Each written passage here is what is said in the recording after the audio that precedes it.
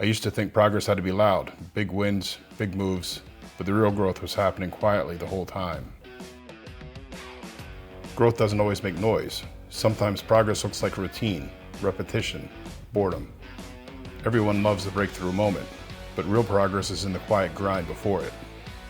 The work no one sees is the work that changes you. The small reps, the daily choices, the things you think don't matter, that's where momentum builds. Don't mistake silence for stagnation. Progress is quiet because it's focused. Keep your head down, keep your systems tight, and one day you'll look up and realize how far you've come. That quiet work is where the loud results are born.